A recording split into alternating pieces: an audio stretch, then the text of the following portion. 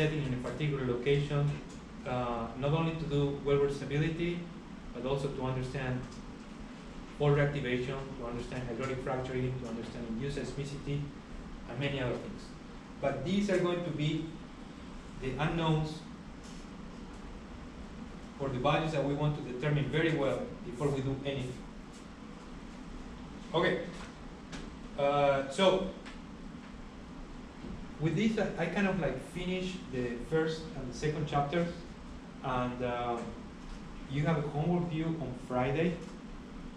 Have you guys been working on it? Yes?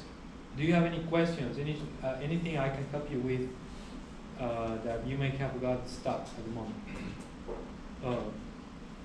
If not, I encourage you to take a look at it, and we'll discuss a little more in detail on Friday. But I'll give you, 20, 30 minutes to that on Friday. But yes? When is it due on Friday? Midnight. Okay. Yes. You just uploaded it to Canvas? You just upload it to Canvas, okay? Any question? No?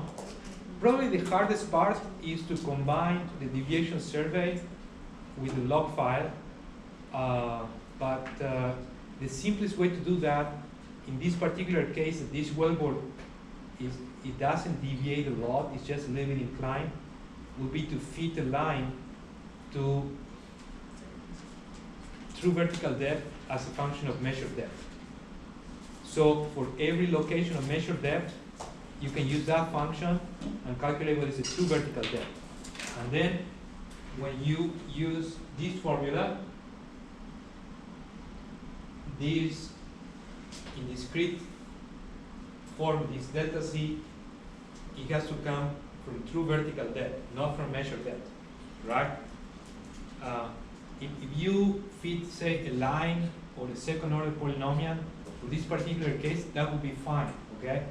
But if you have a wellbore which is a lot more complicated, that goes down and then up and down, that's not going to work, okay? So remember that. In that case, you have to do something else. Like, for example, linear interpolation point by point. But for this example, even I think a linear interpolation may be fine. All right, so then there are no questions. I'll continue. We're going to start talking about continuum mechanics. In order to talk about continuum mechanics, we need to have a discussion about linear algebra, because we're going to start dealing with a new quantity that I don't know if you guys are familiar with, but for example, when I was a senior engineering student, I had no idea about it. And the first time I heard about this quantity, I was pretty lost. But I'll try to explain this as good as I can, so you don't get lost as I was when I saw this for the first time. Okay, so what we're going to do is we're going to get into a setting, really wellbore. Let's say that we are at 10,000 feet of depth, and we're dealing in horizontal wellbore. So let's assume that this location is at hydrostatic pressure condition. So the pore pressure follows the hydrostatic gradient. Can you tell me what is the pore pressure?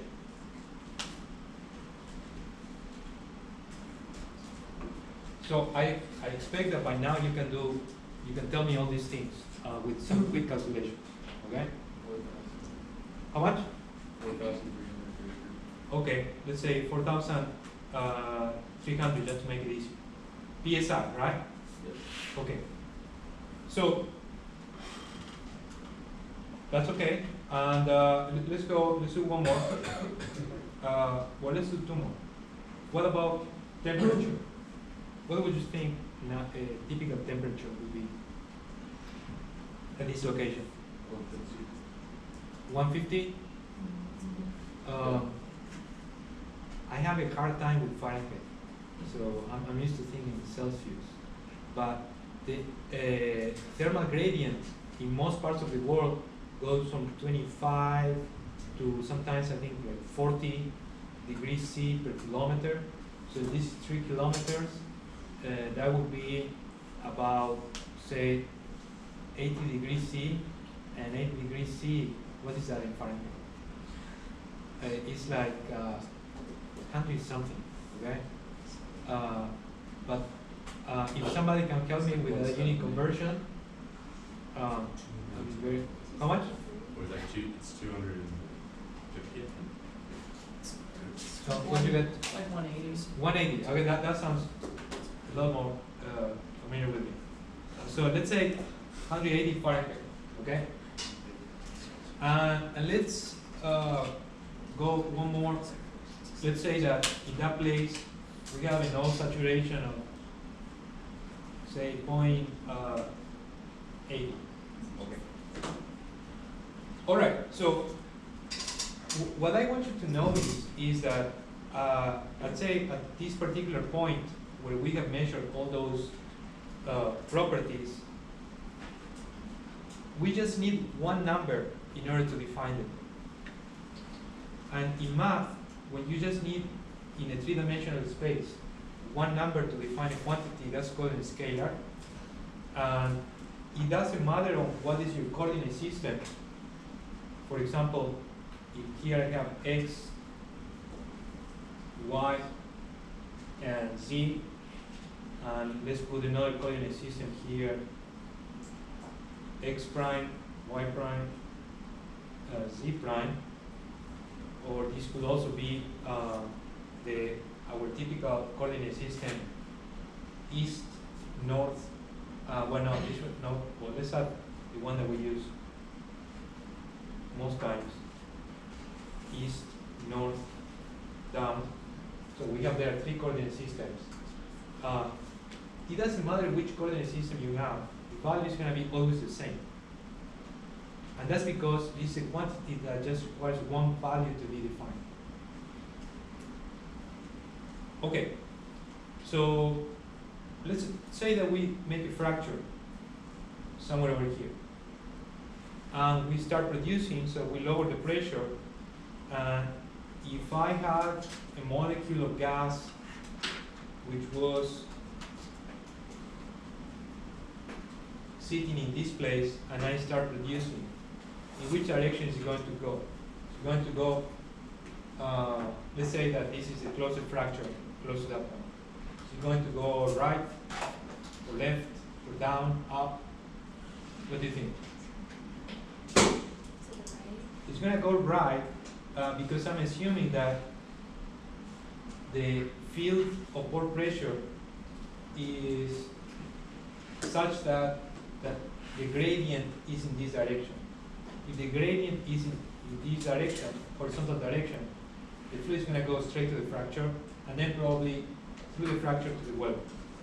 But the important thing to notice here is that this quantity Q, which is the velocity or the flow rate, it's a vector and it has a direction. In this case, for example, let's use the coordinate system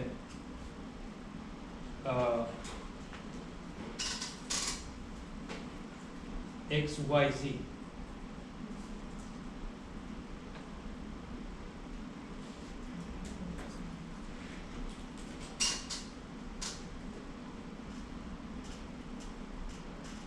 And in order to define that vector, now I need three numbers. It's not just one, they are three. And the first tells me the component in direction x, which for example in this case, let's say it's 0.2 feet per second.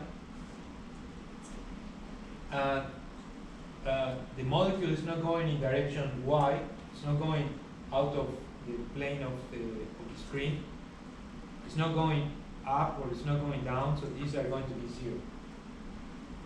So in order to define that vector now in 3 dimensions, I need 3 numbers. Notice that if we were to write this same vector in another coordinate system like this one, in which the first element is the axis n, to be a right-handed coordinate system, the same vector will not be written the same. In this particular coordinate system, I will write the same vector starting with 0, then with 0.2, and then with 0. So how you write the vector or the values in each of these columns, it depends on the coordinate system. And if you just need 3 values, this is going to be a vector, which has a magnitude and has a direction. Can you give me an example of another vector in this particular problem?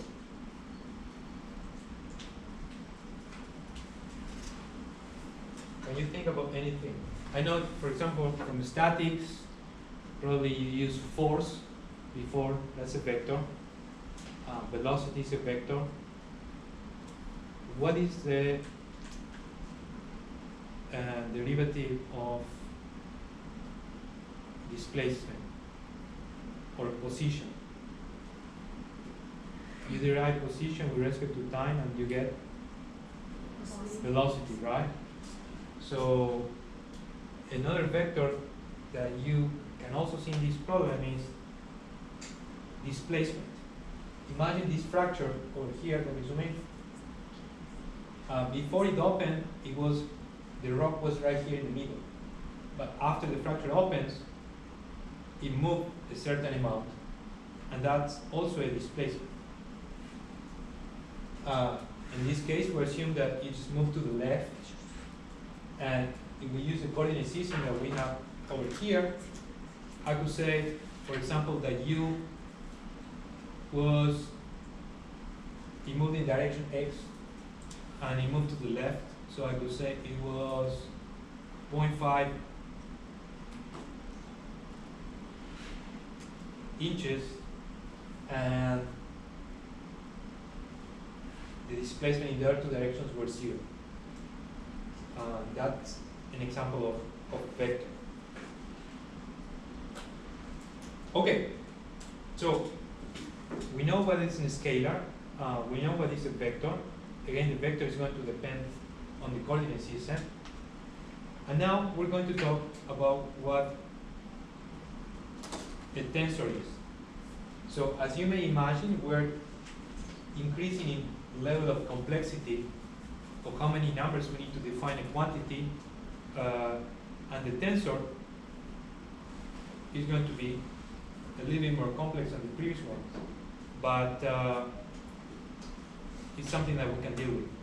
And in this case, we're going to deal with the stress tensor, and then we're going to put 2 lines underneath that. And the previous one was a number. The second one was, let's say, an array 3 by 1. But this one is going to be an array 3 by 3 or a matrix. And I'm going to write this in general now, and then we're going to see an example. I'm going to have 9 elements in this tensor.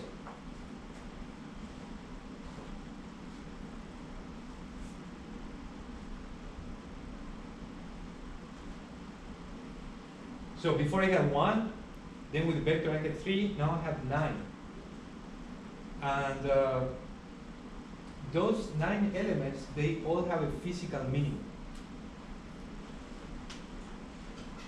Let's start with a simple case in which, for this particular location, I have here a vertical stress, and let's say that in this direction I have the minimum principal stress, and in this one I have SH max. And I'm going also to assume that all these stresses are principal stresses. We're going to talk about what is a principal stress in a bit, but I'm going to assume that these are principal stresses. Therefore, there is no shear on these faces.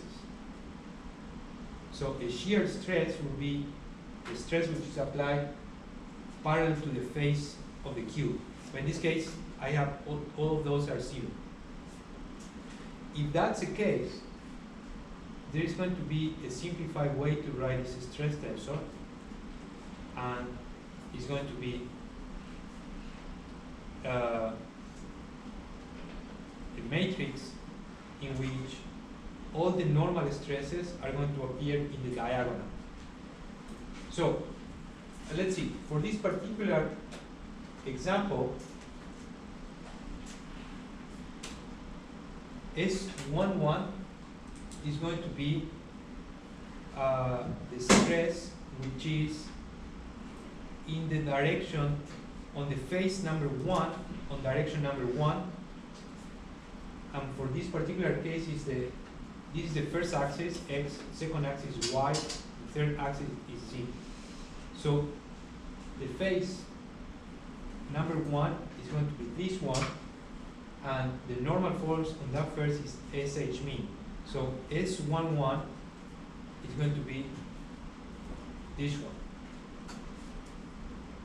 S22 is going to be the normal stress on phase 2 on direction 2, which in this case is direction y. And it's going to go in the diagonal in the middle. And last, S33 is going to be the stress on direction 3, and it's going to be that one. And we said that these are going to be principal stresses for this particular case, and the other elements of the diagonal are going to be 0. So